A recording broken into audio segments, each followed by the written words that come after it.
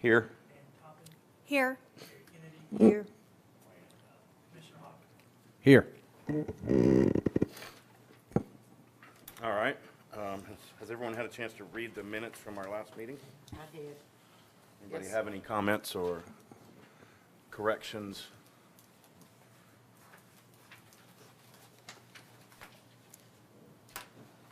No. Anybody want to make a motion? We, I make a motion, we accept the minutes. second? All in favor? Aye. All right, staff report on recent council meetings, which I don't think we've had one since our last meeting, have we? We did, and Oh, we did. the only item we had on there for code change was the pedal pub, what came before council, and that will actually be coming back. There was some concerns over where they could go in Carolina Beach, so that'll be coming back to their next meeting. That didn't come through us, did it? It didn't, but it was only text amendment that we had on there, so I just Okay. Staff report on recent developments. Just kind of want to briefly go over what has been going on with our planning department. And usually spring coming up is a busy time, everybody making repairs to their property. We had 21 renovations and 23 new construction since last time we met. So there's still steady construction going on. And we had 9 demolition permits, which means as lots are getting more scarce, that we're seeing more redevelopment. And 31 finals for certificate of occupancy that we approved, and total of 287 building inspections. Wow. Code enforcement, we've received 26 complaints, and out of those complaints, we've had to write 19 letter violations. Some of the new commercial activity happened, but there's a new Bagelmeister, and we did get a notice from the amusement rides that they will be coming to town again this year. They'll be arriving in spring. We have a new restaurant that's been final. They plan on opening up next week. You just squeeze in. And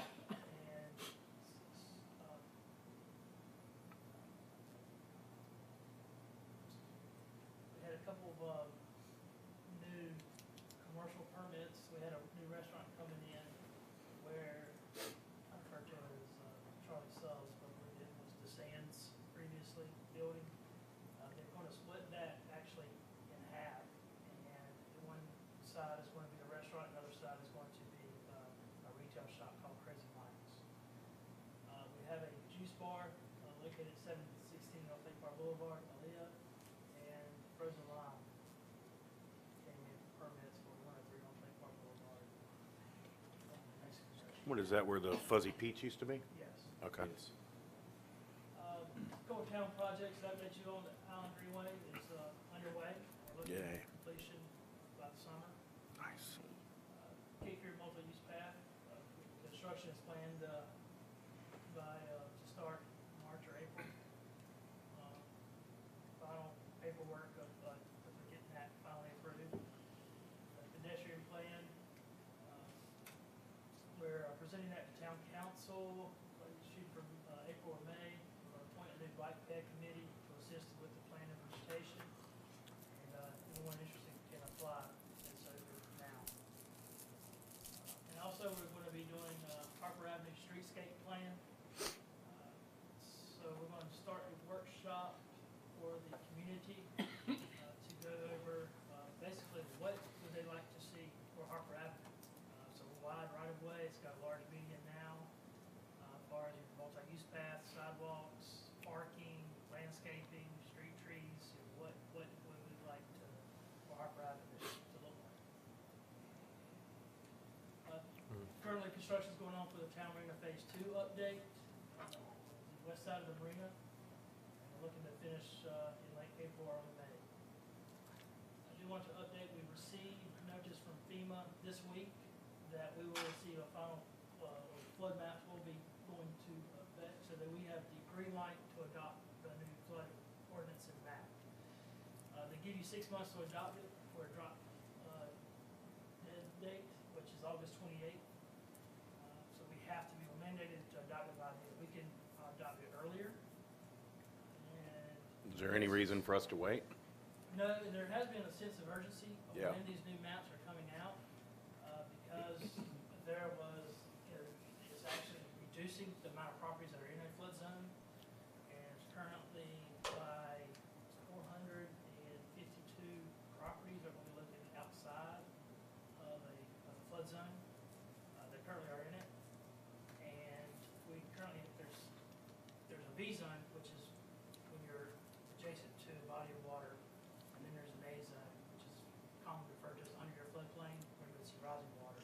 And the V zone stands for high velocity, and you would see wave action up to 3 feet onto your building. So because of that, there's much more expensive flood insurance if you're in a V zone. But our V zone is being reduced, and now approximately 860 buildings are going to be out of the V zone now that are currently in it. They're going to receive drastically reduced flood insurance premiums that they're paying now. But to get that new insurance rate, you would have to wait until August 28th before that would go into effect. But the town can, to your question, can implement and adopt the new flood ordinance as far as floodplain management and development. And so they could meet the new requirements. So if you're going out of a flood zone and you come in for a permit, you don't have to do any type of permitting as far as flood zone or meeting flood zone requirements. Would, has the town had any discussions about possibly bringing back the freeboard that we used to have for flood zone properties, and would that do anything for And this board. residences' insurance and things like that? We will be bringing the new flood map and flood ordinance to this committee for review. And part of the decisions to be made is do we want to have higher standards? And one of those requirements is a freeboard. And what that means is, okay, FEMA's saying, here's what we have to build to as far as our elevation. And for insurance-wise and for community benefit, you can require them to build 1 foot, 2 foot, or 3 foot above that. Now, for every foot you build above the flood level, you get insurance reduction in flood insurance. And there is a, And that's zip code wide, right? I mean, that's town-wide when we implement that? it would be townwide. Yeah, that's what I thought. Yeah, so that is an option, and we'll go over that in more detail once we go over with the ordinance. That's good stuff. And the other bit of news that we received also, which feeds into higher standards, is the community rating system. We got back, it's a program to create incentives for flood protection within the community. It's efforts that go beyond the minimum requirements by reducing flood insurance premiums. And we right now are a 7, which means townwide, there's every policyholder gets 15% reduction on their flood insurance. Well, because of the program and the things that the town has done, we've got a class 6, which we are now going to be a 20% reduction in flood insurance, so we've increased our rating. And with the higher standards in our flood ordinance, we could go to a 5, which would mean a 25%. But that depends on what elements we adopt within our floodplain ordinance. And its activities range from having what kind of hazard mitigation, you doing outreach efforts, flood protection for assistance, map information that's readily available to the public, keeping elevation certificates on file for the public to view, open space requirements within the community, and stormwater management and having those higher standards. That you get a lot of points for that. So that's something we're going to look into to see, hey, is it something that the town may be an opportunity to increase reduction in insurance premiums further than what we're getting now? Jeremy, how does that correlate with the primary residence requirement for flood insurance and the rates based on primary residence versus not your primary residence. How does that correlate with your discounts on one side versus your discount because it's a primary resident, or your increase rate because it's not a primary resident? Is there any correlation between those two with the flood maps or anything like that? There's not, is there? Well, there's not with, specific flood insurance policies. There is with the flood insurance policy, you pay big bucks if it's not your primary resident. That is correct, and that is something different than adopting an ordinance and a map than what your specific policy or what the requirements are for that policy. And we don't get into whether it's if it's a permanent residence or it's a business, commercial. We just get into, as far as the ordinance, on when they develop, what type of construction standards do we want them to meet? Just need to be careful when we talk about decreased rates. It's not really what it seems to be if it's not your primary residence, because those rates are continuing to go up. Is the answer I was Yeah, so you do have expecting to hear. you have a higher premium if it's not your primary residence. Yeah, But that, Still get the reduction, reduction. that 20% will Yeah. go into whatever that premium that you are right. paying It will still just, go into you may effect. not get that big reduction that you think you're going to see. You're going to get a reduction, but you're still not going to get a reduction off your primary. So if I, as an individual, am looking for overall total across the board, I may be looking for more, but I thought it was separate. So do you have any idea what locations are coming out of the flood zone? What locations? You said 400-something buildings. What is it? Dow Road? Is it the north end? Common sense tells you certain areas, but Sure, it's Yeah. Wilmington Beach area. That is a large area that's coming out of the flood zone. coming out. Okay. Carolina Sands, there's about 5 blocks of Carolina Sands is coming out of the flood. Currently, about from 6th Street to 5th Street, that block, just give you a range, will be coming out of the Right, flood zone. that's good to know so that people anticipate where those areas might be. Thank you, Jeremy. Jeremy, just a quick question. Do you know the specific date that the town received the final flood determination from FEMA? And if not, I can come by your We office. received the actual letter Wednesday.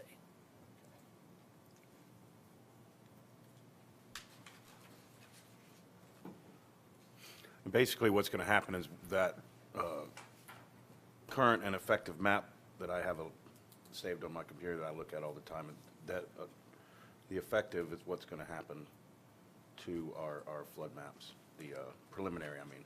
Correct, yes. Okay, thank you. That's what we're mandated to adopt. Okay. Any other questions for Jeremy?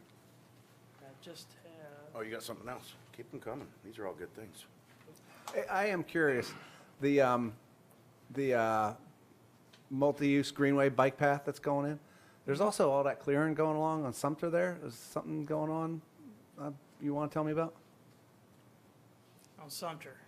That's part of the greenway, isn't it? That's what I'm not clear Right on about. the edge of the buffer? Like the whole roadway at Sumter, right across the street from the park, has been cleared. That's part of the greenway? Yes, That- that's where the greenway's going through, Oh, by the park? Is it crossing over Dow Road? No, So it stops right there at Dow by the baseball field. it's going from the park all the way to Alabama, cutting behind, following it the starts buffer. on Sumter there? Yeah. You know what I'm talking about? The whole block has been cleared, the whole right-of-way on Sumter. That's where the buffer land starts, right there. So they're running the greenway east, and then they're turning south when they get to the edge of the buffer. Gotcha. And just to mention a couple of events Yes. that are happening this month is the Low Tide Run. Will be on Saturday the 17th, and then we are having a Tony Savagna parade to honor him as he was a member of the USA team that won the World Longboard Surfing Championship. And that will be happening Saturday the 24th. And just coming soon, we did receive a conditional use permit for a body piercing establishment that this committee recommended approval for, amending the ordinance to allow. We also have a text amendment to clarify obstructions on the public trust beach.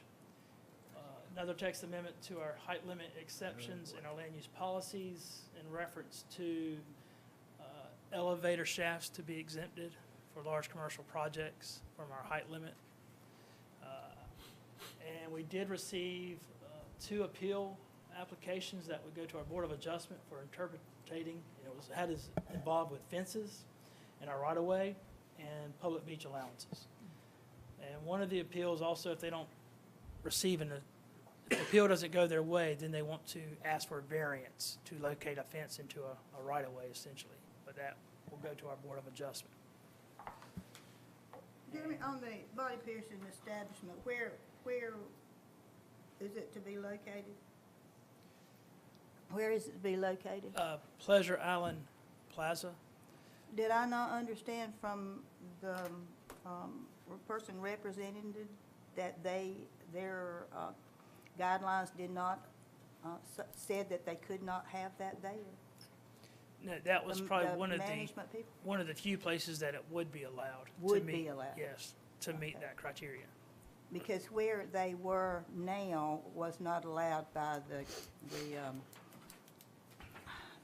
the management of that shopping center. Was it not put in the guidelines? Did I not understand the guy to say that? There I think was- she's correct, the HOA covenants. That's up to the HOA though, not covenants, us. yeah.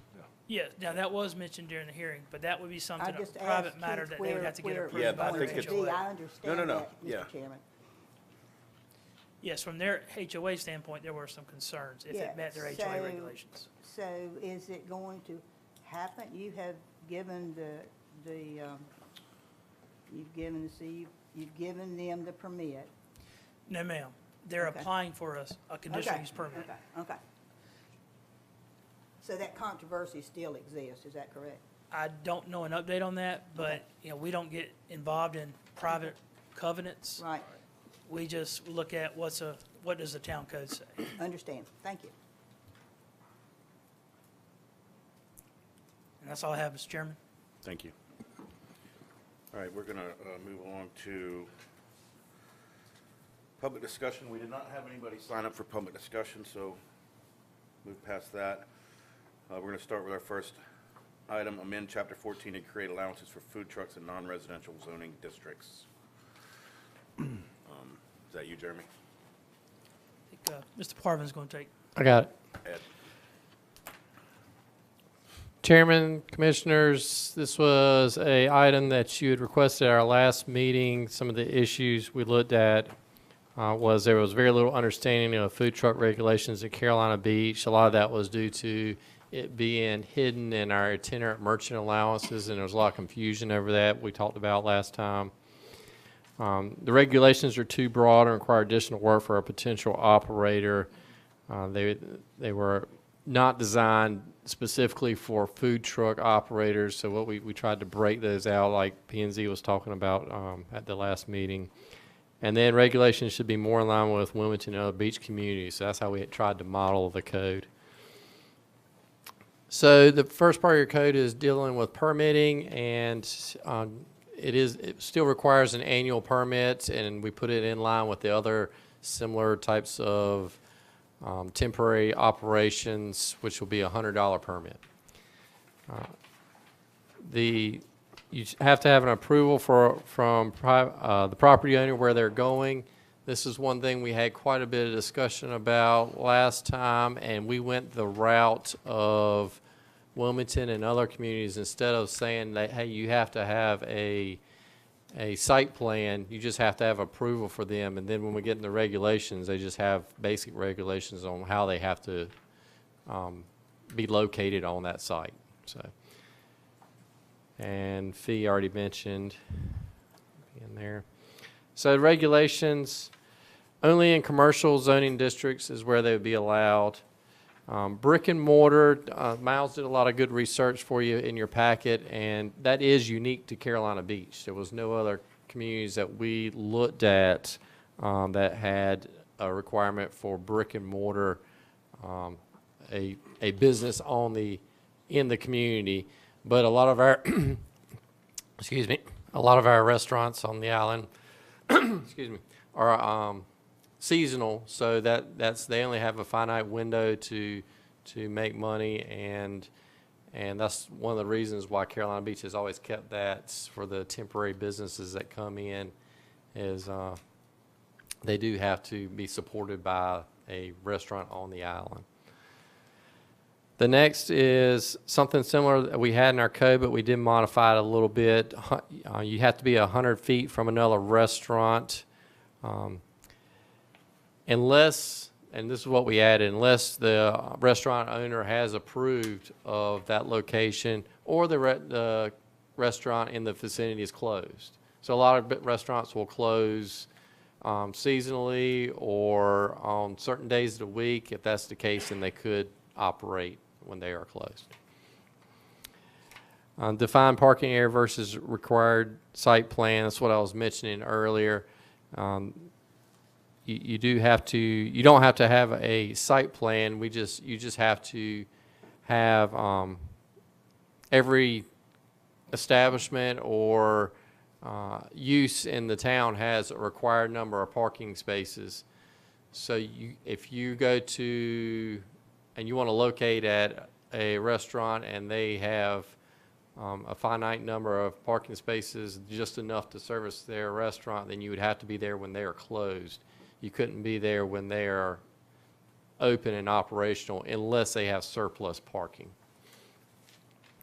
Trash is designed, they have to handle all trash for the food truck, and the 3-foot parameter is something, basically they have to stay within 3 feet any of their facilities that go along with the food truck, whether it be signage or trash or anything, has to be within 3 feet of the food truck.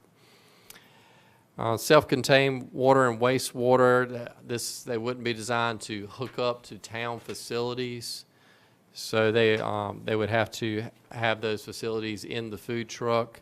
A lot of communities had hour restrictions, and we'll talk about that more, but we didn't put hour restrictions in our code because these are limiting factors of how much water and gray water they can handle. And noise, we did put that they had to meet a noise ordinance. They couldn't have loud music or bullhorns.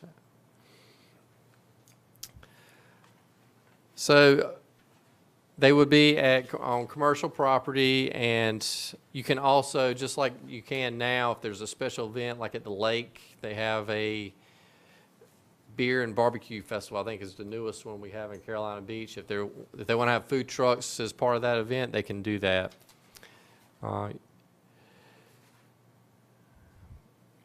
You have to utilize Associated Restaurant for disposal of grease and gray water. So the commissary that you're associated with, that's where you have to go back to that facility to dispose of in their grease trap and their gray water at that facility, not in town facilities. Fire code, we put some information there when we went to TRC, and a lot of other communities had this. This was what the fire chief wanted. So there's requirements in there that they have to have fire extinguishers and meet NFPA requirements. No drive-through. That's something that would take quite a bit of analysis for us if you were going to have a drive-through, and then you'd have to have a bypass lane and stacking. That would be a little complex for a food truck and would take more review by staff to make sure we didn't have a hazardous situation or safety issue. And basically, we mimic the lighting standards of zoning, and basically just said it has to be shielded and can't go over to displayed on right-of-way or other adjacent properties. So, and then the last one is related to signs. You can use your truck as a sign, so you can paint all you want on the truck to be signage, and then you can have one temporary sign per our temporary sign ordinance. What things we did not include in the ordinance was, number one, bathrooms. That's something we did have an itinerant merchant, They are a requirement of the building code that you have a bathroom, so that will still be a requirement. The employees at the food truck will still have to have somewhere to go. We could put it in the code. We chose not to put it in there, but we could go either way.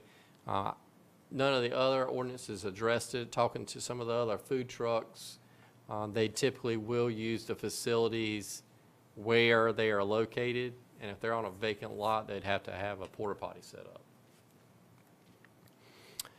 Hours, and again, I mentioned this earlier, but a lot of other communities regulated hours. They said you could only be somewhere for 2 hours at a time or 5 hours at a time. We opted not to put that regulation in there because of what I talked about earlier. They're going to have limited amount of space or water and gray water storage on their food truck, and they're just not going to. We didn't think they would just be at one place where it would cause a problem. So that's something we could add in there, but we chose not to put it in there.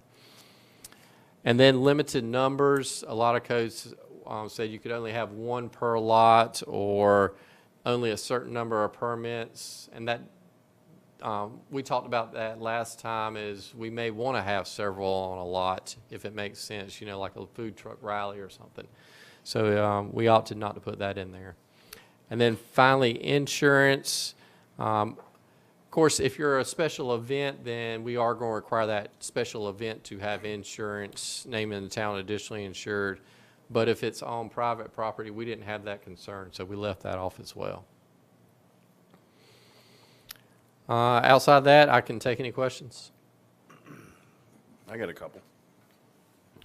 So you said, this is clarifying for parking. You said if the business only has enough parking for what their business is, then the food truck can't be there unless they're closed.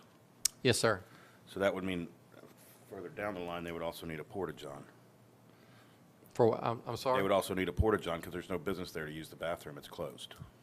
Right, somebody would, and I talked to some businesses about that. They would have to probably have a business, somebody at that business where they could open it and use the facilities in the business, or have a porta-john there, or some way for, if they're running the food truck, they have to have somewhere to go. All right, there's no parking requirements in the CBD, Right, so there's no restrictions there. right. Did staff take any consideration about not having them in the CBD? No, I don't think that would be an issue Right. unless P&Z thinks it's an issue. The grease and gray water, how do regular food trucks handle their grease and gray water? They have pump outs they have to go to, or? They typically, all the codes and people we talk to, they take them back to the restaurant where they're out of. So if it's Not all food trucks have a restaurant, is what I'm getting at. Matter of fact, most of them don't. if they So don't, how do would- they handle their grease and gray water? Do they have to go to some kind of a pump out like you would if you were a camper or an RV, or how do they handle it, I wonder? I don't know where they would handle it. They for Carolina Beach, you have to have, or Yep. our ordinance requires Yes. you to have one. So they could not put that in the town system though. So we would want to know I that. understand that, yes, absolutely. The whole have to go back to your restaurant with it if there was other ways that they may handle it, is all I was asking. Sure. Signs, does that one temporary sign include like a chalkboard menu of some sort, or a menu? One of our temporary signs is like an A-frame sign that you could have something like that. Okay. And then, what my last question would be, was there a limit on the number of days that a truck could sit or operate at a business? No limit. A lot of people had that. We didn't put that in there. I think that was the only questions I had. I have a quick question, Ed. You said something along the lines of having permission from the owner of the private property. Now, if a guy's going to come, if a food truck's going to come for the next 8 weekends, would one note from the owner to the town suffice, or would they have to go through the steps of getting one each time they're going to be here? We would write up, and I didn't provide, we would have an application, and we would be asking for an annual permission. If the property owner wanted to say, hey, I only want to allow for 6 months, and then I don't want them there anymore, of course, I think we could accommodate that. Okay, thank you. I have a question. The bathroom thing, what are the other towns doing? Man, I'm not seeing that. None of You're the right. other towns address it, so I talked to some of the, I didn't talk to other communities, I did talk to some of the other food trucks and that are in the area. And they are utilizing, like if the restaurant's closed, they'll have to have somebody there that can operate and open the restaurant where they can go in and use the facilities.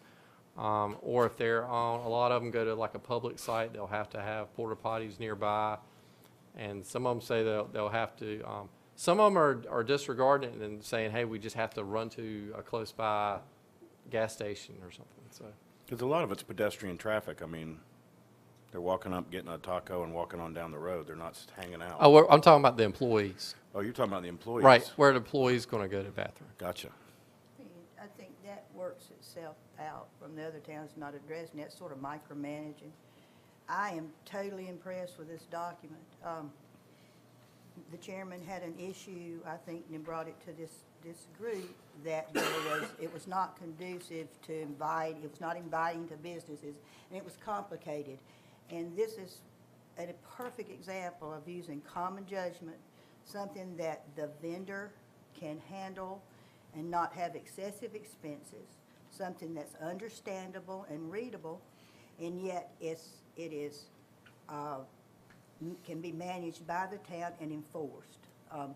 You get into where am I going to go to the restroom, what I'm going to do, that's sort of micromanaging. And the whole concept of mobile food is sort of not formal, you know, and I don't think we're going to have an issue of the public using our properties for restrooms. You know, I think that can be handled. I just want to say I am totally impressed with this document. I don't own a food truck, never going to own a food truck, but could take this document and abide by it. So I'm impressed, totally. Ed, you refer to a regulatory fee, that's the permit fee, right? Yes, It's ma'am. just one fee? Just one fee, $100. Okay. I agree. Anybody else have any questions for Mr. Parvin? No, I think they addressed everything that we had questioned. Mr. Hoffer? No. All right, thank you, Ed. To open the public hearing, I make a motion we open the public hearing. Second. All in favor? Aye.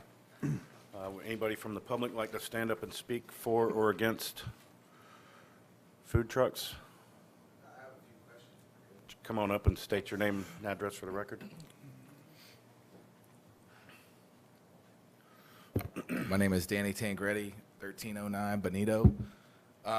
Question is, where exactly, I missed the beginning, but where exactly will these food trucks be set up? I know private property and things, but if somebody wanted to go up to one of the meters, feed the meter, and have a food truck set up right there. Not on public property. So not If on it's a public private, property. if it's a private lot, which we do we still have any private lots?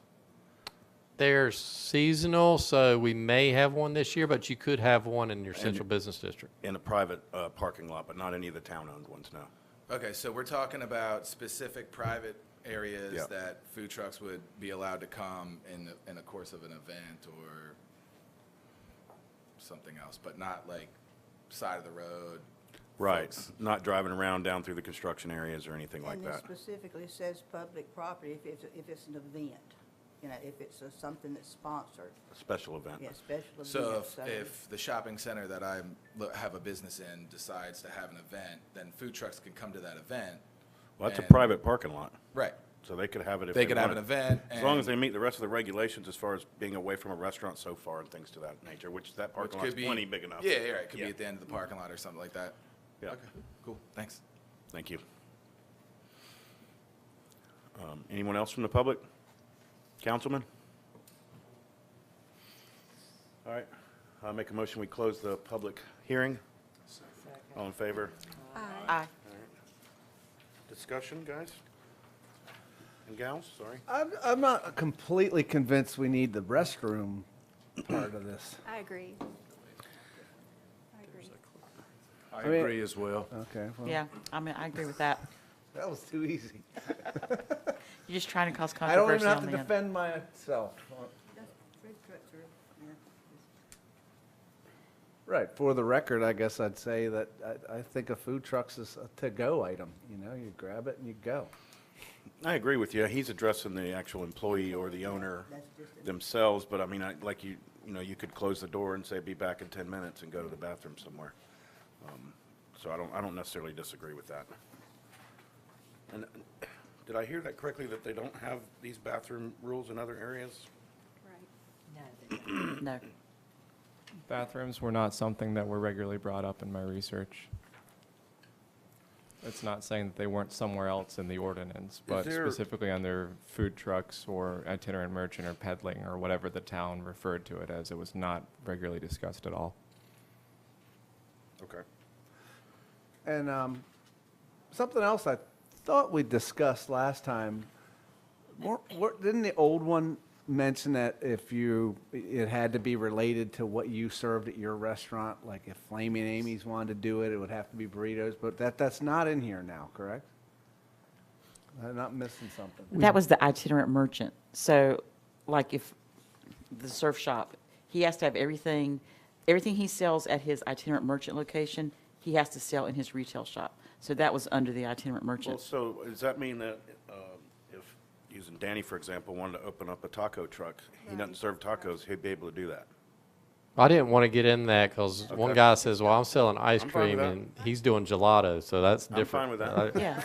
I think you. Yeah, I think that was you the can itinerant micromanage merchant. it and get back what we had before and be a deterrent to people wanting, and the whole purpose is it be inviting.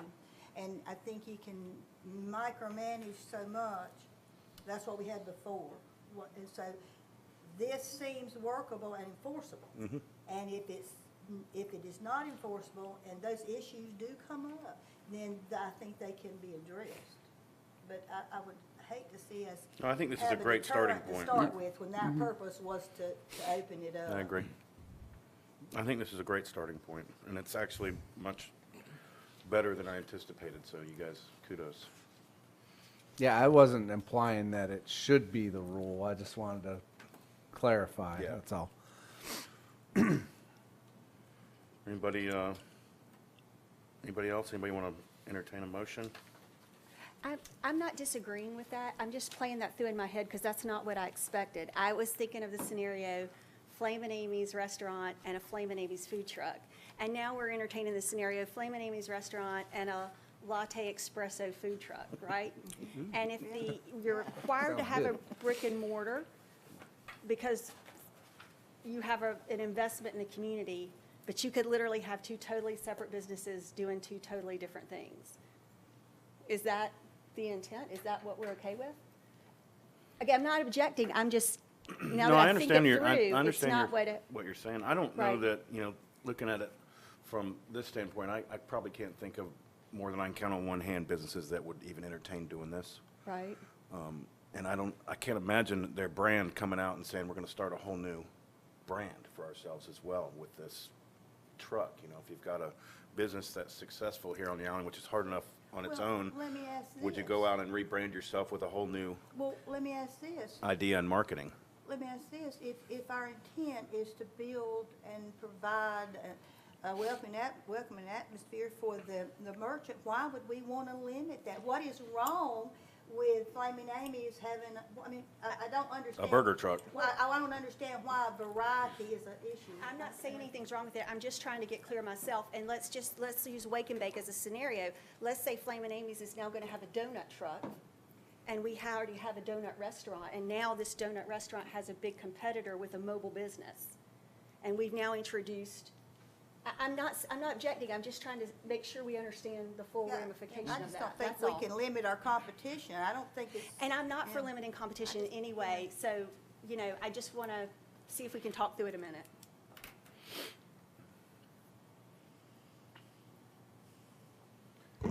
I think you both make good points. I think that's also one of the things that works itself out. If you're a taco business or a donut business and you're really good at it,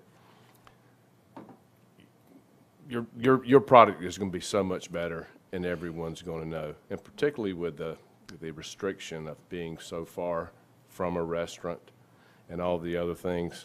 Let's face it, there's not that much private property here where this could happen. So I fully get it, and I think it would work itself out Okay. without complication. Yeah, I think I'm okay with not limiting, but I do understand what you're saying completely. I just, you know, you could get into so many different semantics that they have to decide ice cream or gelato or so on and so forth, you know, for a business and its food truck, or, you know, I got a taco burger on my at my taco place, but I want to have a burger, you know, food truck. Well, it seems to me So, most of them would there's so serve many- on the truck Yeah. what they have in the restaurant Right, anyway right. because of the cost. Right, right, right. But That's a good thought. Okay, all right. Thank you for entertaining the discussion. I'll talk about food trucks all night. We know.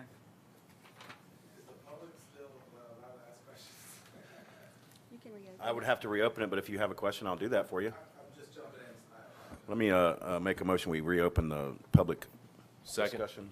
All in favor? Aye. Come on up. Again, same names. Just curious, so when was the decision made to limit it to private property? And what was the kind of basis for that decision? So that we're not using taxpayer-funded property to allow a business to operate. So I don't think we have any other scenario where the public land is used to operate a private business, unless it's a special event like at the lake or something to that effect. Yeah, I guess in my mind, I'm just going back to like big cities like DC or places that have food trucks. They use public property Yeah. to use those, Parks. and especially if we're talking about limiting businesses who can use this privilege, is what you're saying. To be here on The the only people island. that can use a food truck privilege would be folks that actually own a brick and mortar. Yeah. Why wouldn't we want to open public areas to them Well, there's- to extend their reach? There's a protection issue with brick and mortar. You heard Ed say that nobody else requires a brick and mortar, but this commission discussed and agreed that to start out with, we wanted to support our business people that had invested in our town. So if we take the brick and mortar out, then anybody can come from Timbuktu, over the bridge, wherever, and be in competition with our people who have invested time and energy and efforts. So that is the reason that we're requiring a brick and mortar, hopefully should be something we're hoping that the food truck people will support. And I See what I'm agree. saying? And the I like the business brick and people. mortar part. What I Yeah. think So if restricts that- us a if little that bit, becomes a and what controversy, sounded to be yeah. the case with some of the comments I heard was, there's not too many private areas for folks to operate on, so it doesn't seem like Yeah, we're his going question- far Yeah, enough. yeah, but I I guess would what I'm- love well- to have a food truck up in the CBD. Right, but what I'm Right? saying is. It's not gonna that- affect my yeah, business yeah. down in, What I'm saying is that private enterprise of business then forces us to make some kind of statement on public property. And public property, we're not sure that, that public property in this should be used by private businesses for profit. That is what I'm understanding the chairman, and that was the point. Yeah, and I So- think our scenario is different than like an Austin or a DC or Yeah, something I to mean- that effect, where they have little towns of food trucks, literally, that you can walk to 20 different food trucks all in a city block that the city owns.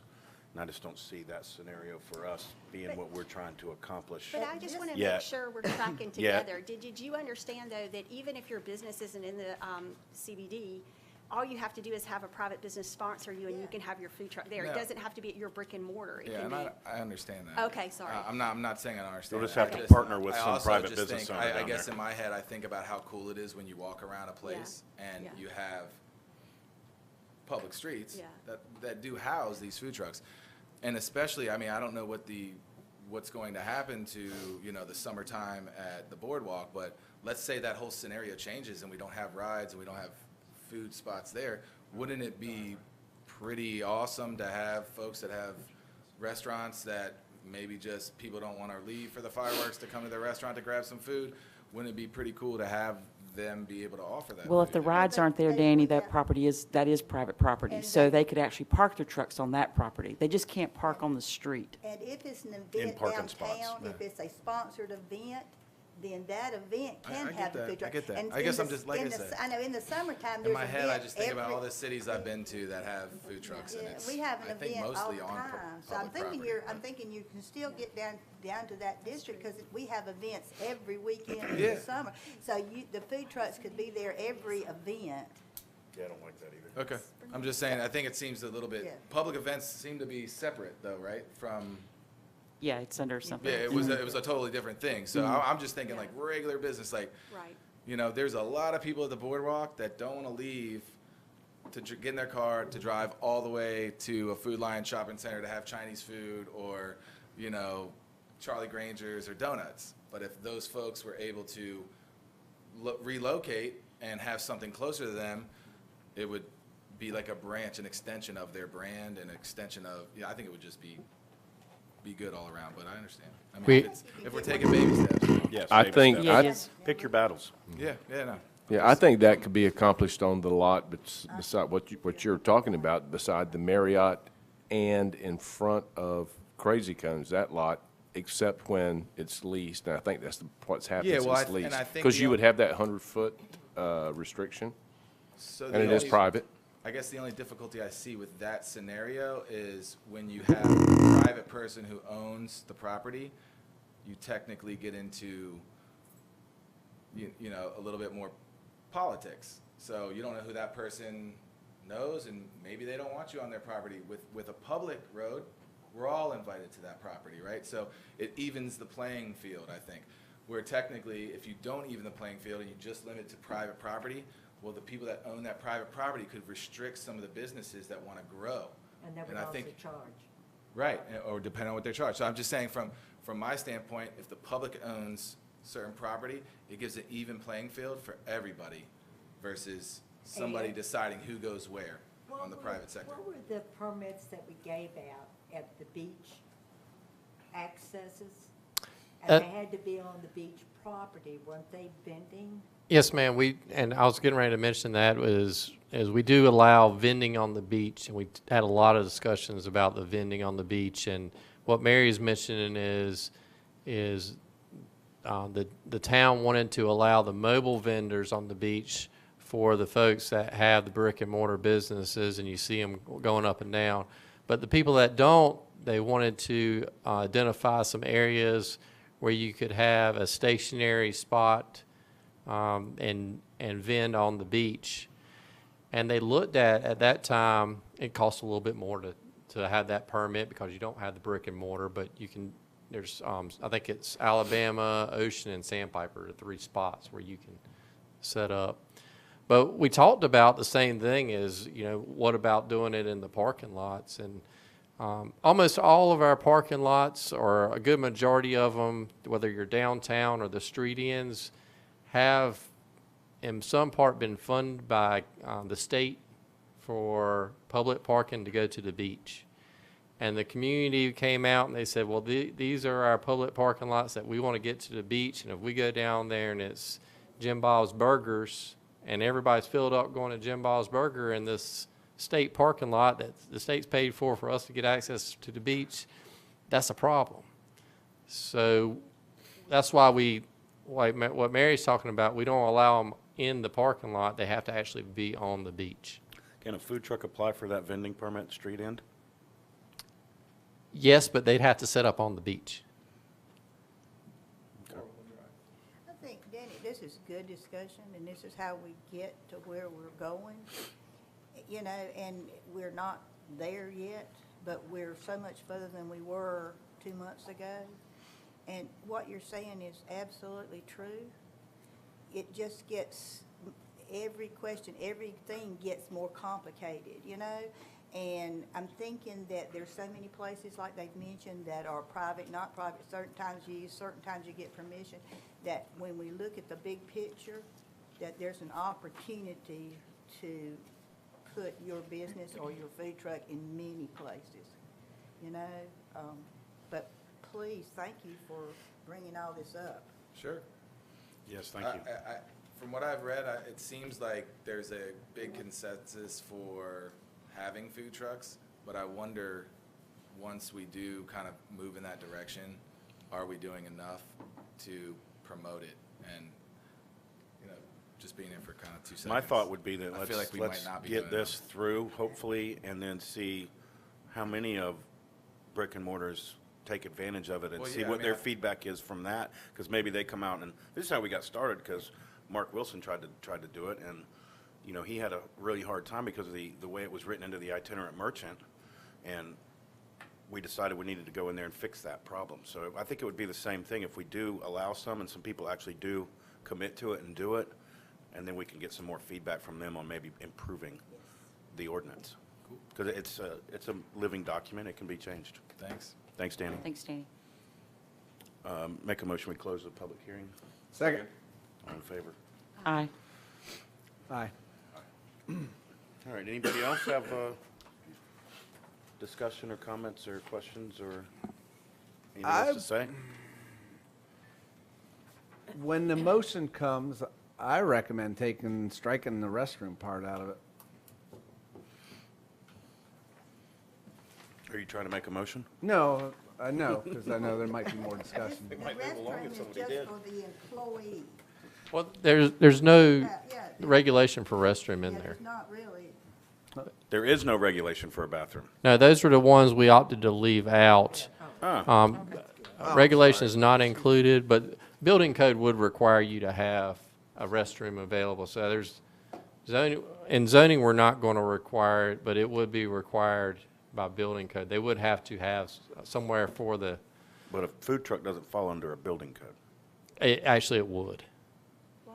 It's not a building. Why is that? It's not, but it falls under, for assembly, and I don't know, Darryl can probably help me out with that, but. As far as public bathroom requirements, it doesn't matter if it's building structure, people where they have to have access to the bathroom. To access to a bathroom. Access, okay. That, and see, it could be Hardee's, it could be McDonald's, so whatever that vendor works out with people around them.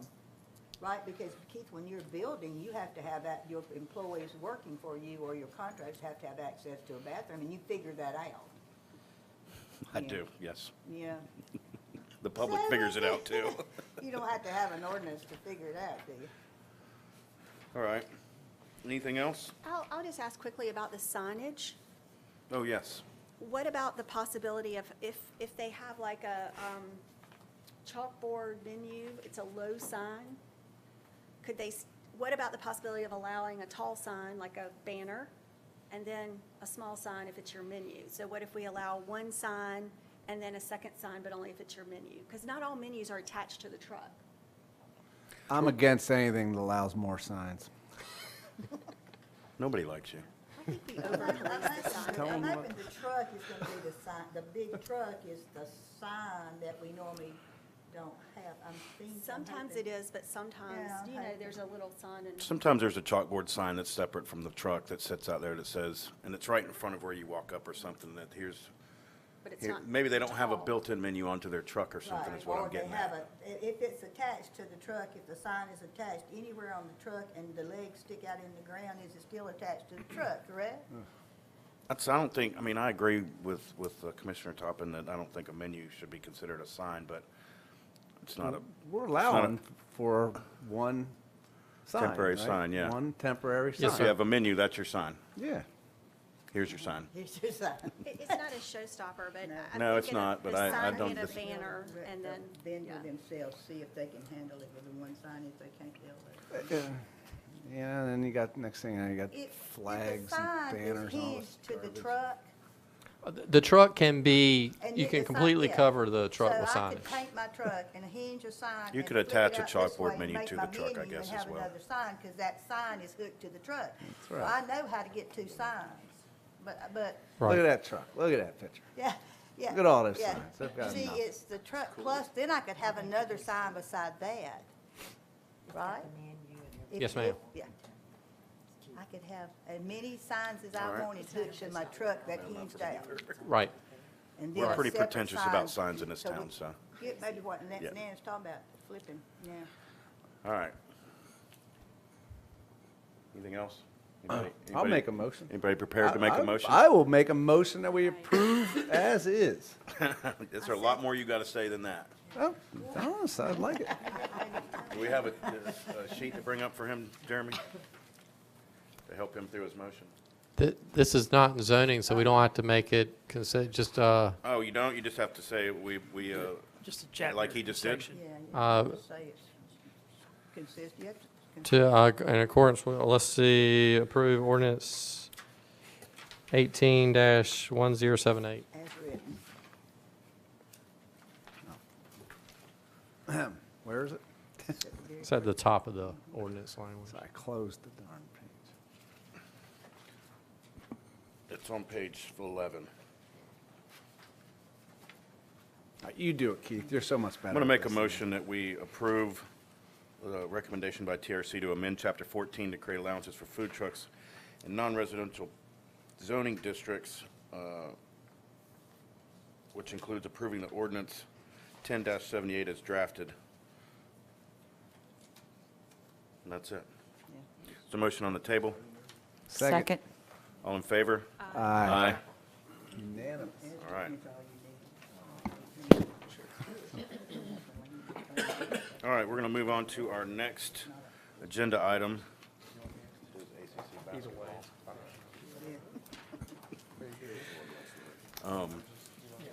We're going to consider updating and adapting Article 2, weeds, junk, etc., to allow for more efficient enforcement, particularly concerning to unkept lawns. Is that you, Mr. Miles? Yes, sir. Good All evening, right, let's hear it. Commissioners. Jeremy, or Ed, PowerPoint? Will those change slides or no? Just in case. All right, that went well.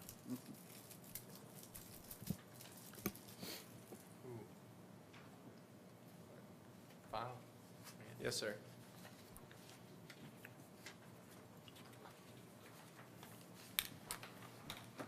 Right, cool. So, I'm speaking here on behalf of Code Enforcement Officer Chris Lewis, as well as myself, Miles Murphy. I'm the new planner for the town.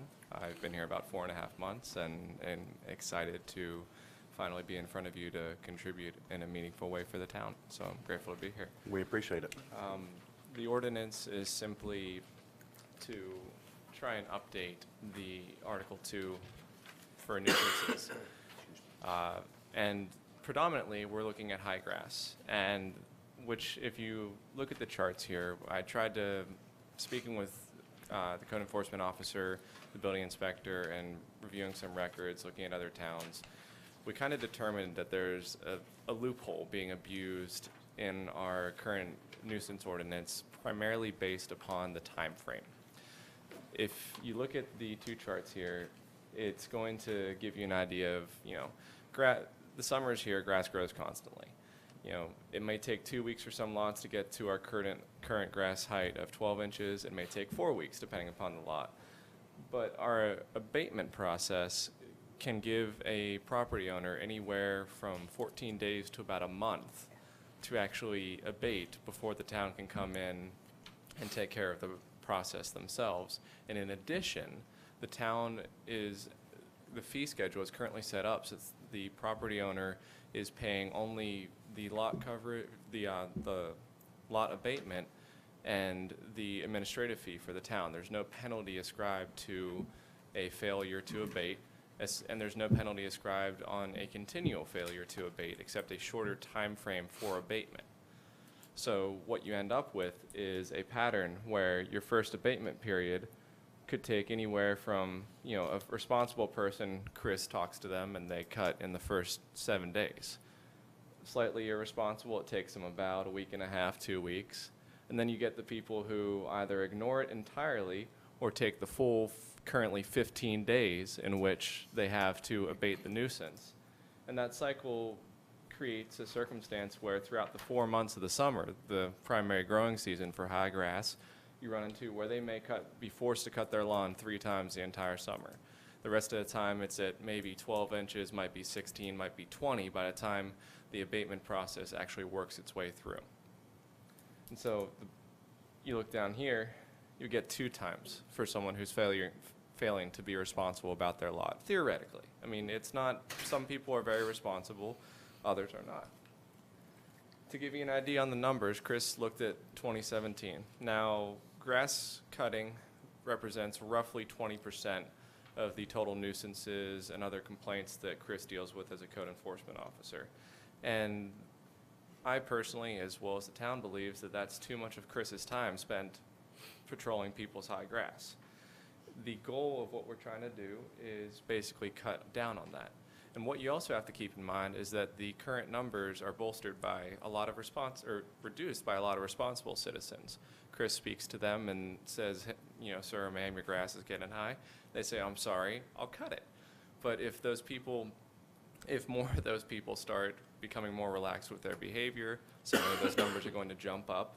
And Chris is spending 30% of his time dealing with high grass, 40% of his time, because there's nothing in the current ordinance to disincentivize them to incentivize them to take care of their lawns on their own. We're not really putting it in there to force them to it, other than a slap on the wrist, a slightly more expensive lawn removal process.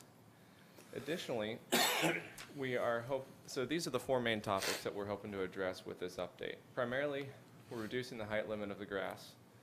We're adapting the abatement period for all nuisances in Section 1836, as well as specifically with the focus on high grass.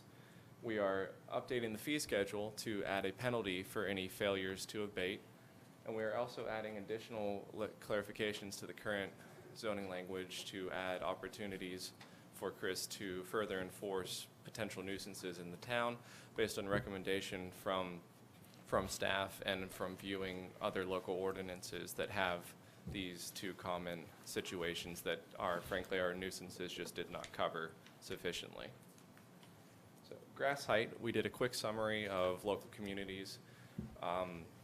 Raleigh and Durham are both shorter than 12 inches. Wilmington sits at 8 inches, and Curie Beach is actually 6 inches. So you could go from you could be standing on Alabama, look across the street, and one lawn could be at a max height of 6 inches, and 8 inches would, 7 inches would be too much there. You'd have another 5 inches to go on the opposite side of Alabama before it became a nuisance in the eyes of Carolina Beach.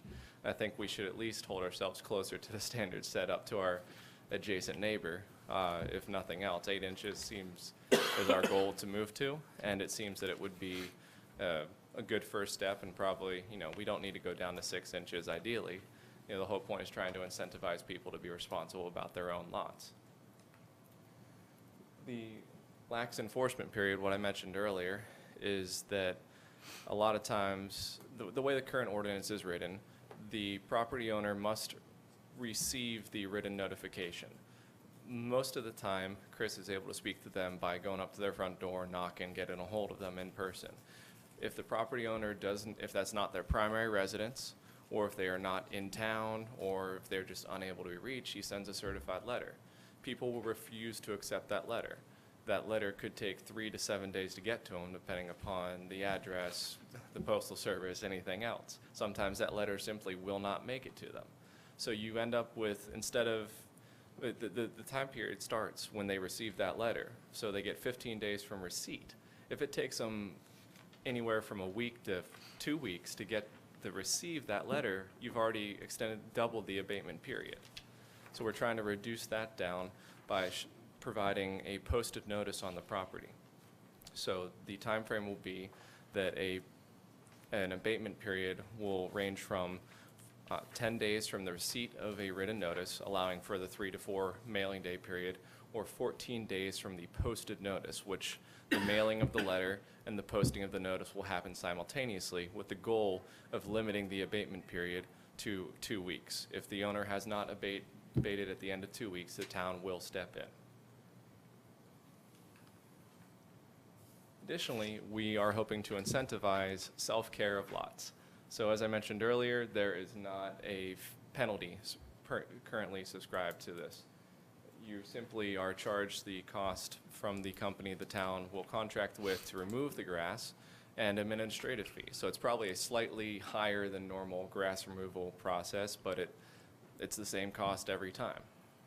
So we are trying to our goal is to add a penalty starting at $50, which I will show later on, and it will double with every repeated offense, with the hopes that after 2 or 3 repeated offenses and a $200 penalty on top of the cost to cut the grass as well as the administrative fee, that most rational people will start being a little bit more responsible about keeping their grass cut. Lastly, the additional definitions we are hoping to include in this are just broadening the range of enforcement for the code enforcement officer as well as other town officials. Simply the adding of a specific odor nuisance. Odors are covered in other portions of this section, but they are not explicitly spelled out. We're hoping to do that just to give Chris a wider range of investigation to cut down on any potential nuisances before they start. And based on recommendation from the building inspector, we're also incorporating something pertaining to indoor furniture, trying to broaden our ability to enforce abandoned furniture in someone's property, where the classic couch is brought out to the front yard and left to rot, you know, after it's been used for a while scenario. So those are just 2 additional languages we're hoping to add in this process as well. So this is the fee schedule update. Initially, the fee schedule only represents the top 2 lines currently. We're hoping to simply add the first, second, and third offense. And the nuisance abatement based on lot size, currently we only have 1 estimate from a contractor the town is already working with through Public Works or through operations. We will reach out to 3 other local landscape contractors, and we plan to basically just get an estimate for each of them on 4 average lot sizes of the 50 by 100, 50 by 125, 100 by 125, and then larger than that, essentially, for both with a structure and without a structure, just to give us a range of prices that we can then morph into a single flat rate ideally, and gives us multiple contractors that we can work with, such that if one is busy and we need a lot abated, we're not waiting a week because a contractor doesn't have the time in his schedule. So the goal being, if the old is the egregious failure to debate, where you're looking at only your lawn being cut 2 to 3 times a summer, the idea of the new schedule is that, you know, a responsible person will cut their lawn 6 times during the summer, and even an irresponsible person, if they just enjoy paying penalties, will still be forced to cut their lot, ideally 5, if at least 4 times during a summer process, so that, you know, you don't drive from Carolina Beach to Curry Beach or Wilmington, and the grass height drops by 4 to 6 inches just by a difference in grass height and enforcement period. So this is a summary of what we are proposing to change about section 1836. Just simply the grass height, the refinement of the abatement period, adding the posted notice option in addition to the refinement of the abatement period, adding a penalty in the fee schedule, adding odors, and adding definition for abandoned furniture.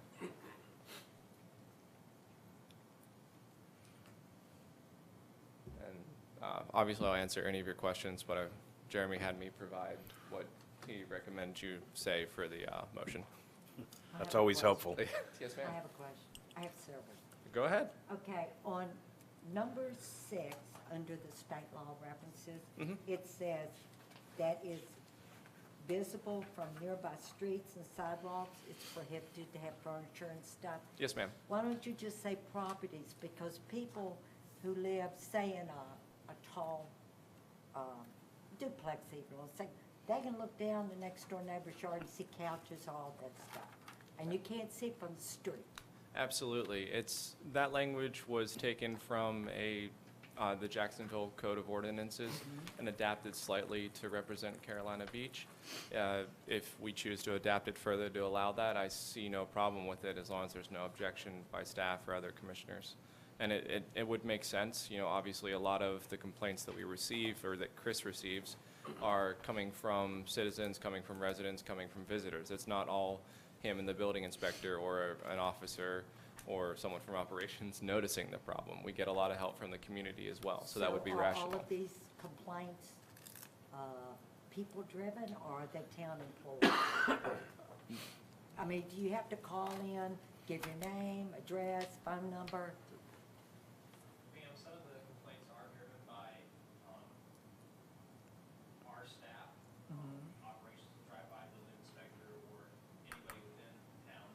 But numerous complaints come in from residents, visitors, vacationers. Do they have to still give their name and phone number? We do have a complaint form.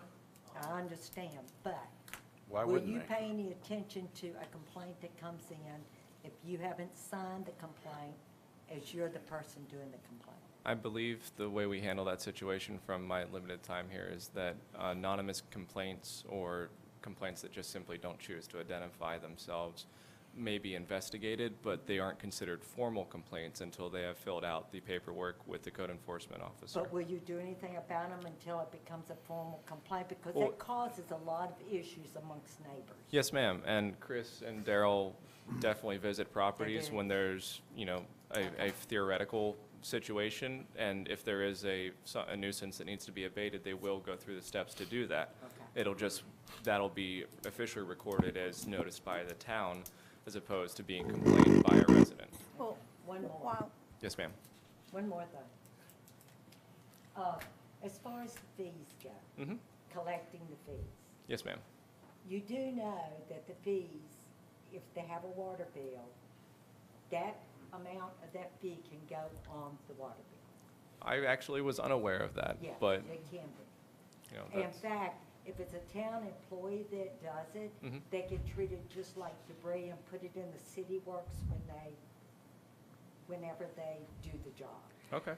And otherwise, the only way that wouldn't work is if they didn't have a water bill, you know, a vacant lot. On that, yeah, or if it was a filter graded lot that did not have an active water service or something of that nature. Because in the past, we had a contractor that lumped a lot of the cutting of the grasses all in one big invoice, and they never separated, so the landowners never got charged. Mhm. So we paid for Well, that's the situation we're hoping to avoid with this it. update. Anything and- y'all can do, Yeah. good luck. So to that end, though, is there an implication if the fee is assessed with the water bill and they don't pay the fee, would we turn their water off? No, you cannot Okay. turn the water Okay. off, but you can add late fees and things. Okay. but that's, Okay. isn't that the same as when you pick up mattresses and stuff, you charge Yes, that through the exact water? same That thing. is the main, that's the main billing for the town, is through that water bill. They put several That's things on right, there. everything goes. Yeah, And I do know it's allowed because of Delta's. Yes, ma'am. there has been, the big controversy is here, is what Mary just alluded to, is do I not have to tell my name when I call this in? You just said I don't. Why would I ever, under any circumstances, sign a piece of paper if I don't have to do it? I can just call anonymously, say, go check such and such. Because you were told you had to. Well, but he just said that we didn't, and I understood that until I came in. And I also understood that I, as the homeowner, if a complaint is made against me, have a right to know who complained against me. You absolutely do. So, The situation is simply that it would not be registered as a formal citizen complaint if they chose to remain anonymous. The code enforcement officer or a police officer, whomever was required, would still investigate it. And it would, if there was a nuisance, it would come back and be handled by the town. But it would not be it would simply not be instigated officially by a citizen. So if a nuisance existed and the town was able to witness it, it would still very much be enforced. Right. But if So- a citizen chose to report a nuisance anonymously and the town could not confirm it, there would be nothing that the town could do because there was no formal complaint established by an individual that could be, put on the record. Exactly, but if you investigated, even if I signed it and there was nothing, you couldn't do anything about it. If I made a complaint that you determined the homeowner was justifiably right in that. So that's what I say to you. That's been a really gray area for many, many years as to I know I have a right to know. And if I have a right to know, then you've got to know who did it. If it's anonymous, I would under no circumstances ever, I mean, I don't really care as a property owner whether it's a citizen complaint or the town takes care of it.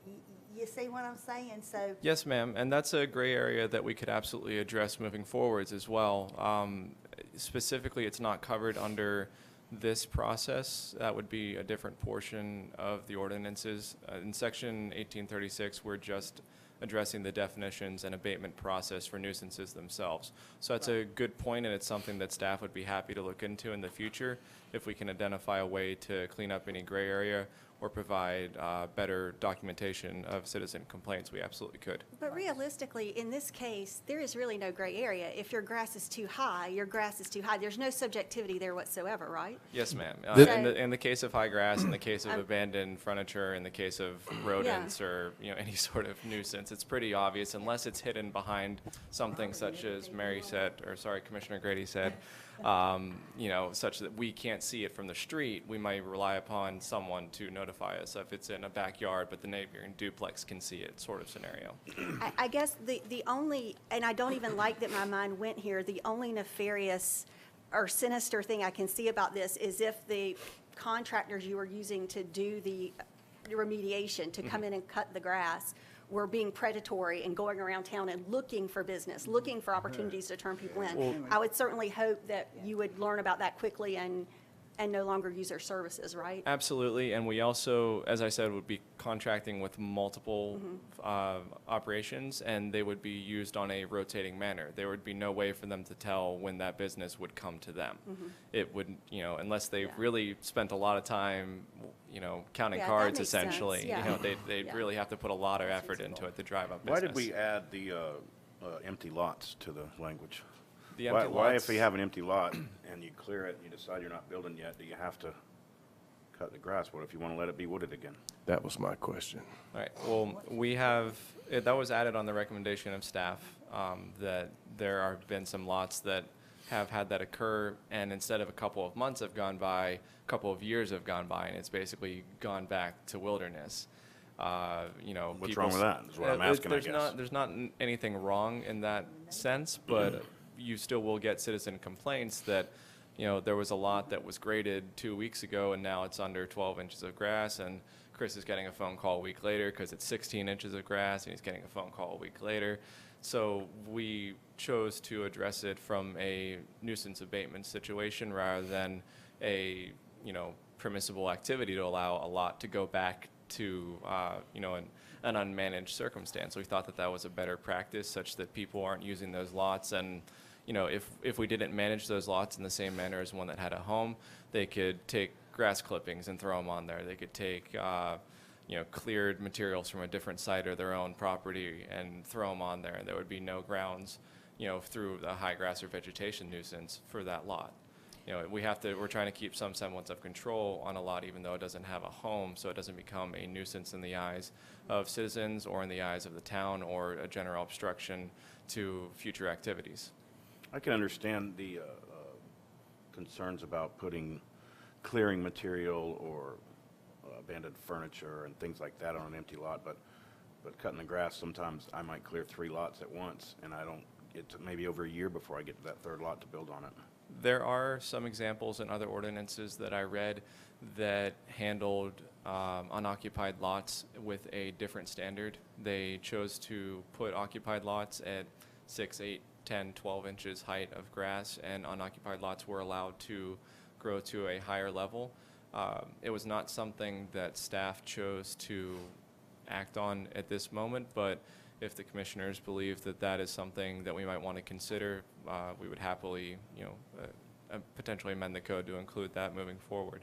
We were just hoping to further, reduce grass height overall when it was a problem, or reduce nuisances overall, rather than create potential allowances for situations that become gray areas for Chris or Daryl to try and enforce. You showed a picture of a part of a lot, and down the lot line, one side was mowed and the other side, that one right there. So with this ordinance, are we going to go along and fine those people for not cutting their grass now? Well, they would not be fined immediately. They would be given a posted notice as well as a written notice. If they failed to abate, they would be fined. after, the 14-day abatement period.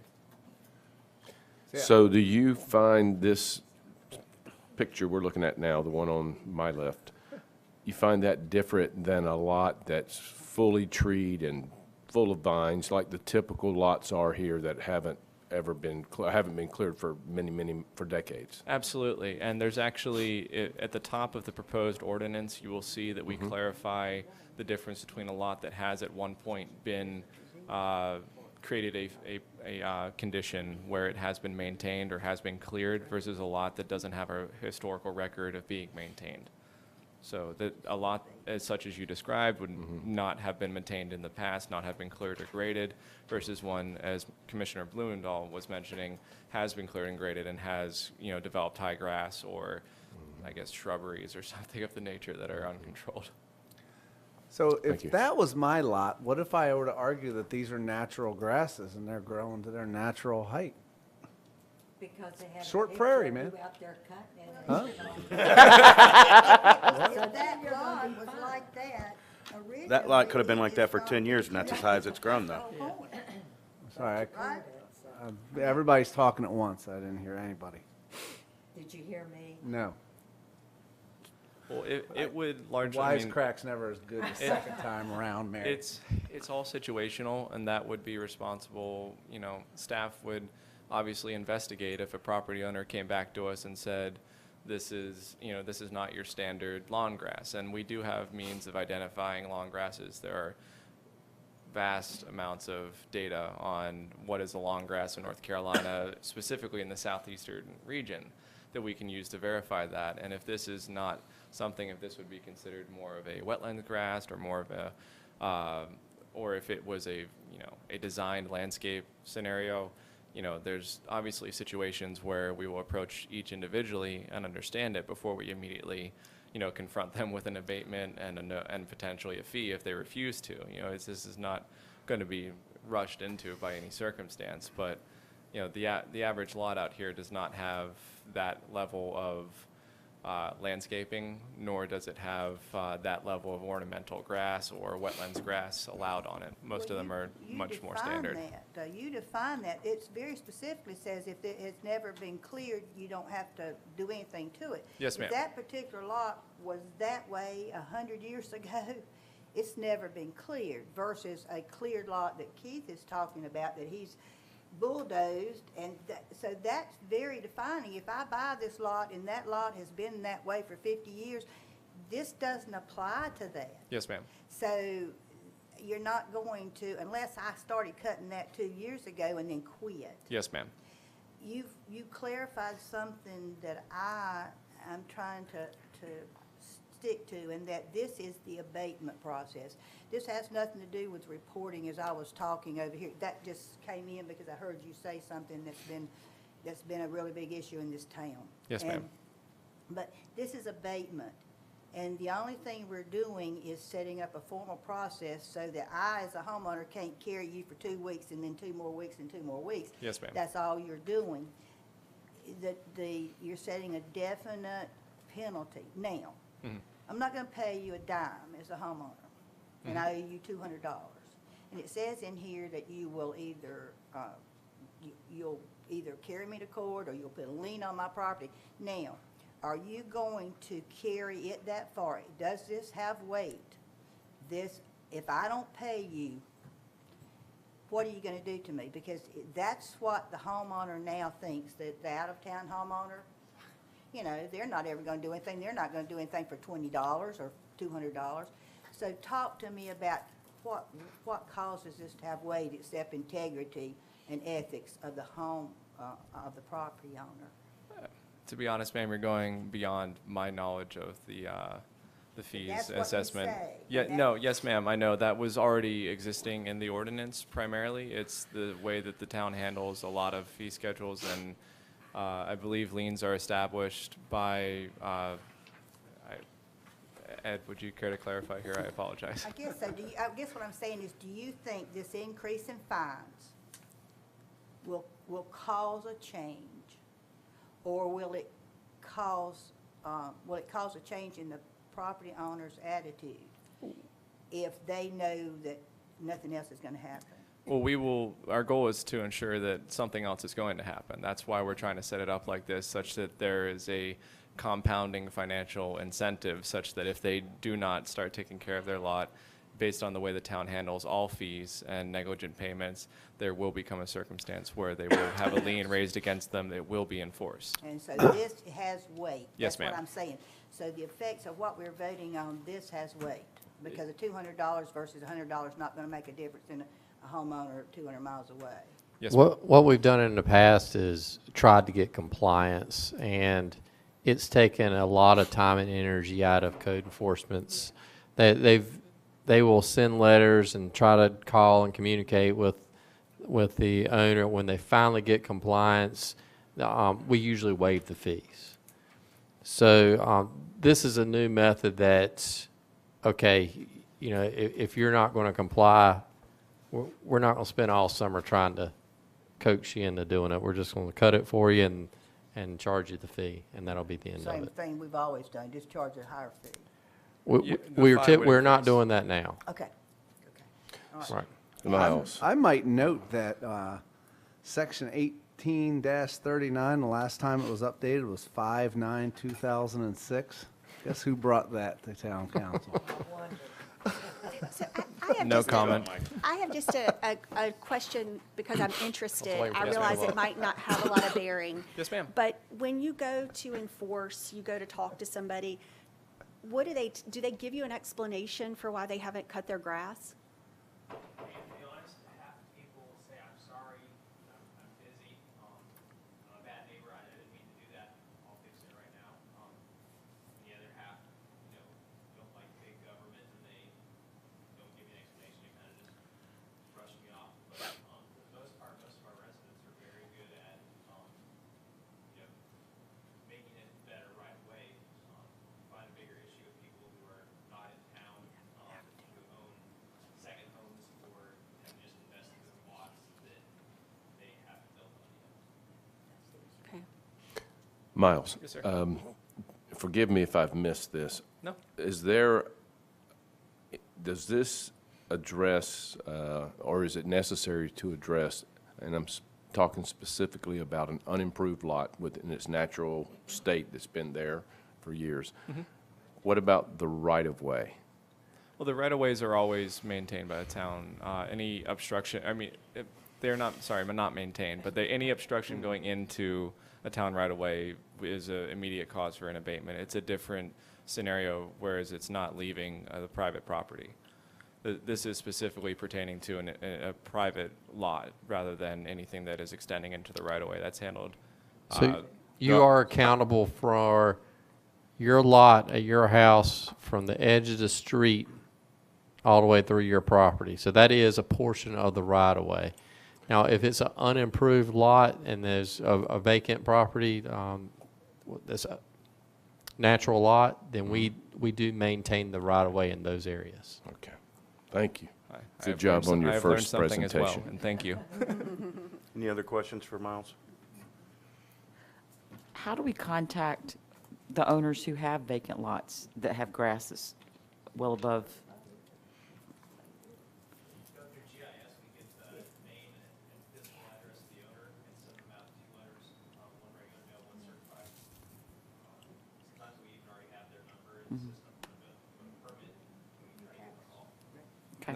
We also, a lot of times, have their phone numbers from previous complaints or violations as well. It's not just building Well, I know permits, there's a sadly. vacant lot on my street that I'm sure we've had to abate many times because many neighbors complain because a house was torn down on that lot and nobody's ever built back on it, so there is grass. But the problem is other people dumping stuff on their property. So you may call for an abatement because there's a sofa sitting on their lot. Well, they have no idea how that sofa got there. So how are we going to handle that? That's a really good question. Responsible for whatever's on your property. Yeah, You I'm- are in the county I'm from, if they put it on your property, you are responsible for it, and I don't know what New Yeah, Hampshire County does, absence but I think you are. would not be an argument in the town's eyes. You know, we have no way of monitoring what people are doing with their lots on a 24/7 basis, so I mean, We, if we some- have had those incidents in many cases where we know that's occurring and let the police department know to increase patrols, and they have caught people that are dumping. Now, this staff There you go. recommendation references junk. Does that include vehicles, or is that handled under another? We have a separate ordinance for vehicles. Separate. There is a junk vehicle Okay. ordinance. Okay. Anyone else? Thank you, Miles. Great Yes, sir. job. Thank you all. Great job. Make a motion that we open the public discussion. Have a second? I second. Are we all still here? Yes. All in favor? Aye. Anyone from the public would like to speak on this?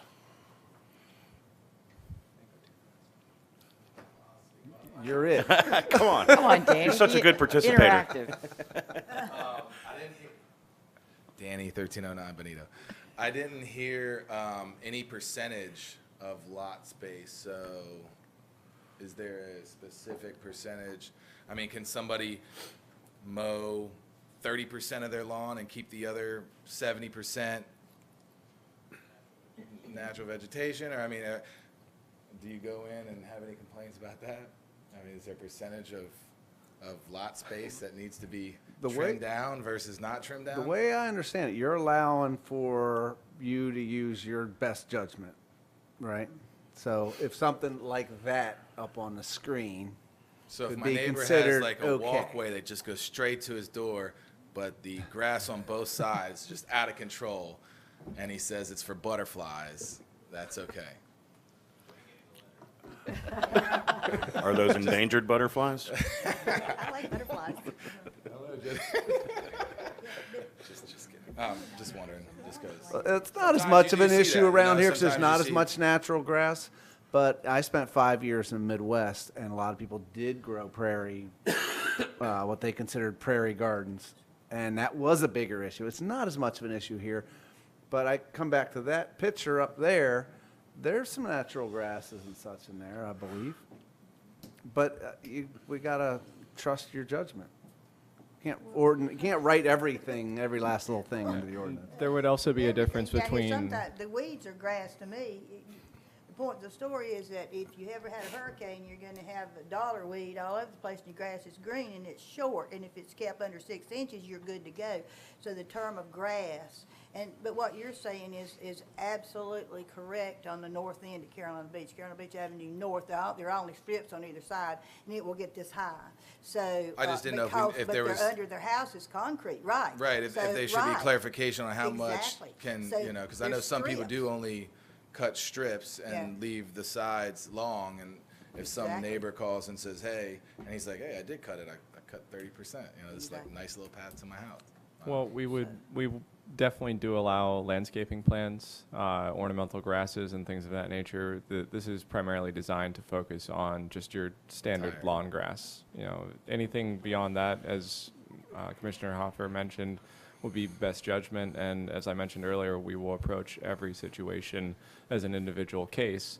And, you know, if someone wants to take the abatement period to discuss it with the town or appeal the process, they're more than welcome to. But, you know, this is not designed to cut down on beach grasses or marshland or specific landscaped lots. This is more to deal with just general lawn grass negligence. And then in terms of the number of, I guess, reports, I mean, is that data something you guys get to see? How many houses are we talking about here? Or how many complaints are we talking per year, per month? We had that up here once, didn't we? Is it a lot? It's 20% of the total complaints. I think they report that There it every is. month. Yeah, 20% of total complaints, so is that? So it's 32 for 32. for March to November, which is the growing season for grass. Yes, sir. Last, Don't you have that spring, on? summer. 32 online. complaints, and how many lots are we talking about? What percent, like, what percentage is that? Like 1%, 10%? That's, Staff did not take the time at this point to dig into how many of those lots were repeat offenders versus how many of those were one-off situations. It's something we can definitely look into moving forward, especially before this amendment goes to council to get a better understanding of the necessity. The overall goal is simply that, you know, 20% of the code enforcement officer's time is spent dealing with high grass alone. in the middle of the summer in circumstances where he's struggling to get a hold of people to deal with these abatements processes. We're trying to reduce the time that he spends dealing with this by incentivizing the owner to take care of it themselves. So the numbers are Do something we have can the look average into. time it takes to investigate that, like per hour, or like number of hours that it takes? I'm just. I think that's from a financial would- perspective. Yeah, no, is that's it a good $10 that point. we're spending, or is it like I think- $10,000? I think every case is different, but I know some that we spent the whole summer on. And it's taken my time, it's taken Jeremy's time, the code enforcement, the building inspector's time. So it's thousands of dollars of time. It can take a lot of time trying to track down if we don't know who the owner is, or they've continuously are changing addresses. There's all this is somebody's second property they own, and they're not in the area, or they're arguing against it, or they don't want to cut their lot. It can take a lot of our time, and Mike's got a unique perspective because he did this for the town for a number of years, and probably has some of those under his belt as well that we spent.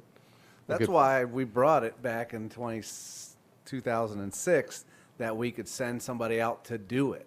So we didn't have to wait around forever for these people to actually do it. We could just deal with it. That was the I'm in favor impulse of it. that. I like short grass myself, so good job, guys. Thanks, Good Danny. times. You know what I used to do?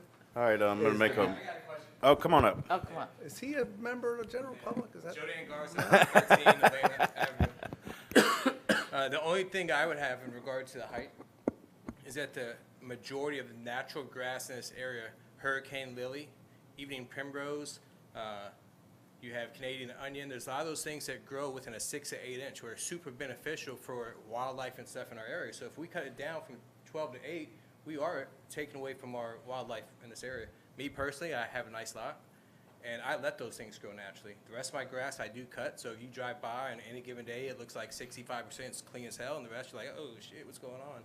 It's because I know the benefits to our environment. So when you want to cut down to 8 inches, now you walk that fine line to somebody like me who takes care of our property, but at the same time lets things grow to where it's like, okay, 8 inches, now what I got to do because I'm going to get a $50 fine because I don't cut my grass.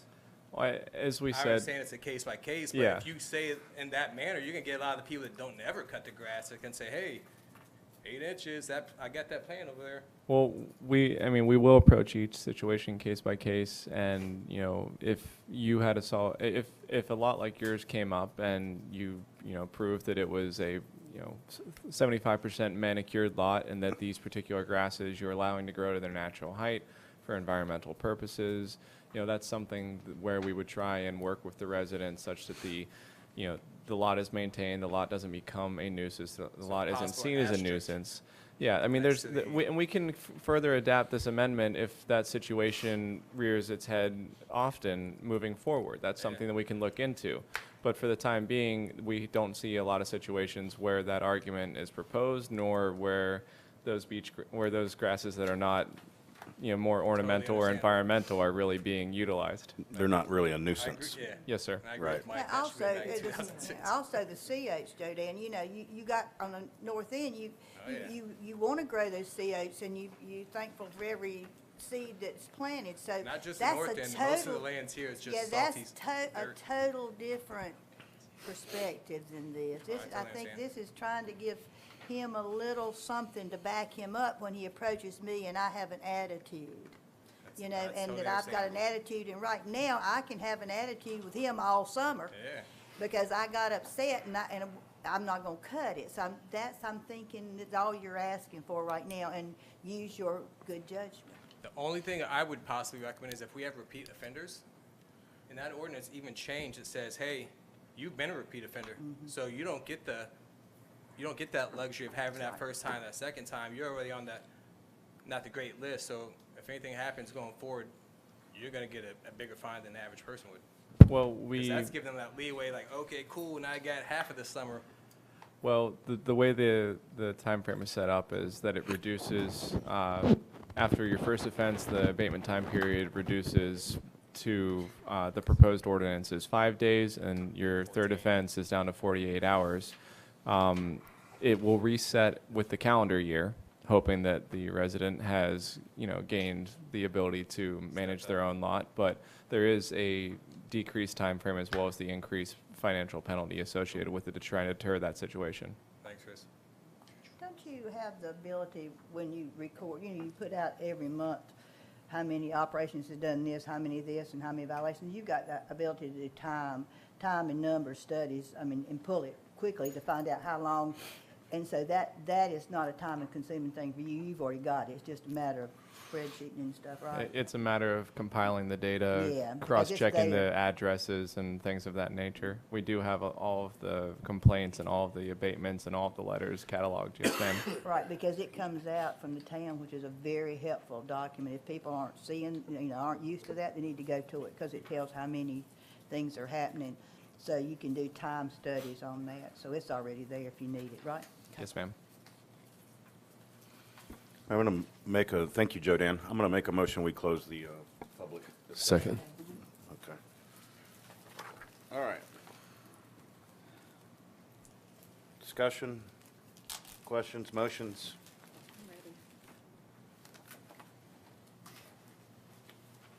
I'm going to make a motion that we adopt Article 2, weeds, junk, et cetera, as presented to us, ordinance number 18-1080 as drafted. Make a second. All in favor? Aye. Aye. Aye. All that talk, and we just approved it as, I wasn't a big fan of the empty lots, but hey, I'll cut the grass on the empty lots. I don't care. Just don't clear it the first time. Well, it's cheaper to clear them all at the same time. I know it's cheaper, right? You got it. so let me get this straight, though. If the this has always been one. If the right-of-way grass between, the right-of-way in front of my lot, if that grass grows tall, but in the right-of-way, I am responsible for that. You are, and we actually cleared that up after years of battle with one of our citizens. Unless it's never been cleared. So it was a couple DA? of years ago where we cleared that up and said, yes, for your lot, it starts at the street. But I don't get to park my boat there, though. Ed, how does that work on a corner lot? Let's say somewhere like on Ocean where you may be facing the ocean. Anywhere, any part of your lot, so if it would extend throughout your property line. So if the front and side would count. Specifically, I'm asking, when I said Ocean twice, I mean on Ocean Boulevard. If you notice, Right. a lot of places in Ocean have, particularly when you get past Sea Ray, they have a ditch, Right. and then it comes back up, and then it meets the street. Is the homeowner required to Maintain that ditch. maintain? The ditch. The ditch itself, the town on Ocean might be a little bit different because that's a state That's a state, yeah. road. So the state would maintain the ditch, and you can call the state and they will come out and, I know I have a large ditch in front of my house and I'll call the county and they'll come out and cut. And the state will do the same thing. But you're responsible for both sides of it and they would have to keep the ditch. Also, I think one of the speakers tonight was here from Bonita. Is that that's not a state road, so are you responsible for going past into that ditch and then back up off that ditch to clean?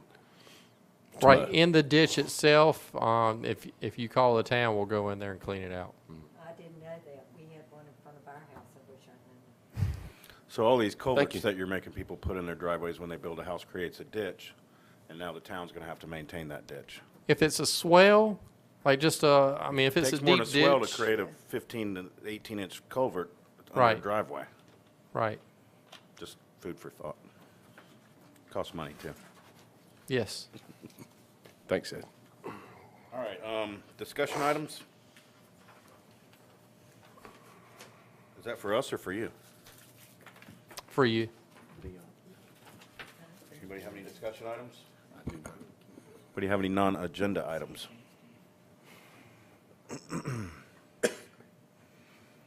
I'd like to ask a question that I saw, that the Harris Teeter is challenging our approval of a CUP for the other unnamed grocery store.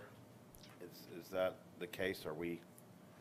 There, the approval from council was on January 9th, and the appeal period is 30 days, and there was an appeal filed on February 8th. So the adjacent property, or the Jubilee or Harris Teeter property, did file an appeal. And I haven't looked that closely at the appeal, but the gist of it is they're filing based on they were given access through that property through their conditional use permit.